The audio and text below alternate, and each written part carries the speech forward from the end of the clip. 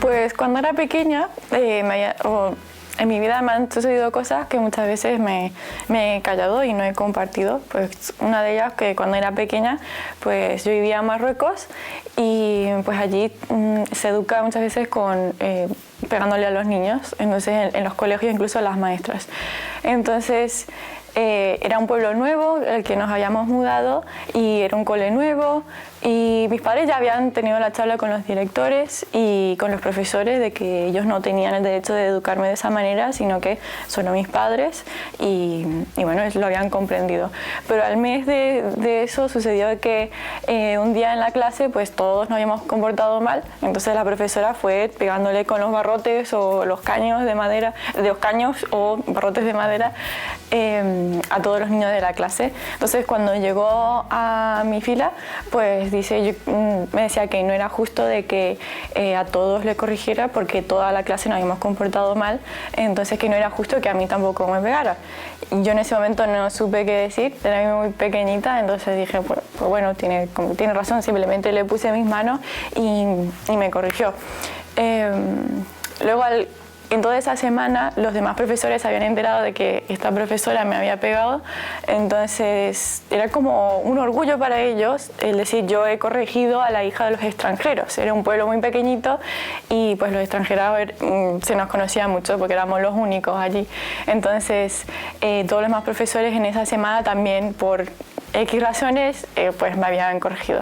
Y yo en toda esta semana no lo había compartido con mis padres, sino que sola lo estaba pasando y llorando todos los días, hasta que el último día, el viernes, yo no pude más y llorando le dije a mis padres y que no quería ir más al colegio, solo que no entendían el porqué, y más adelante ellos fueron viendo el porqué era que yo no quería ir a ese colegio, e incluso meses después la secretaria y los directores venían a casa pidiendo perdón, pidiendo disculpas, pero yo por un tiempo muy largo, como de 3 meses, siendo muy pequeña, pues no quería ir al colegio. Entonces esa fue una de las ocasiones en las que guardé por lo que estaba pasando, y otra fue de adolescente en Egipto. Allí viví lo que fue ser mujer viviendo en un país árabe. Antes era pequeña y no había vivido cosas que mi madre y mi hermana sí, entonces era diferente mi manera de vestir, incluso salir a la calle. Fue un tiempo difícil porque salía a la calle y había muchos hombres, siempre nos decían cosas, o sea, no había momento en el que saliera a la calle y alguien pasara y me dijera algo al oído o me intentara tocar. Entonces siempre salía con mi padre o no salía. Entonces fue un año muy difícil en el que pasé por soledad y luego también por depresión, y eso fue, o sea, de las cosas difíciles que yo callé muchas veces y cuando tenía que haber hablado.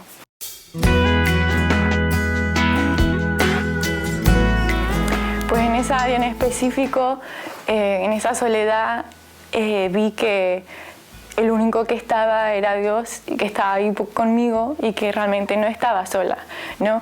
Escuchaba las oraciones de mis padres que oraban por mí. Una noche yo estaba durmiendo, pero en verdad no estaba dormida, pero escuché la oración de mi madre que vino a mi cama y oró por mí, y también escuché su dolor, ¿no? De cómo yo estaba en ese estado. Escuché su dolor y dije, bueno, aquí yo no puedo seguir así, no puedo seguir en este estado, entonces necesitaba salir de ello. Y en ese momento lo único que me pude salir de ese desierto. Yo sentía no solamente, literal estaba en el desierto en Egipto, sino que yo estaba en un desierto, y que de ese desierto pues me encontré a Jesús una vez más y Él me sacó de allí.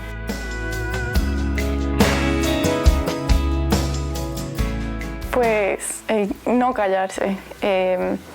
Muchas veces nos sentimos solos, pero ¿por qué no hablamos? ¿Por qué no lo compartimos? Porque hay personas que nos quieren ayudar, pero no saben cómo, porque no le contamos por lo que estamos pasando. Entonces yo animaría a no tener ese miedo de que no te van a entender, sino que te puedas abrir y van a estar ahí por ti porque realmente no estás solo.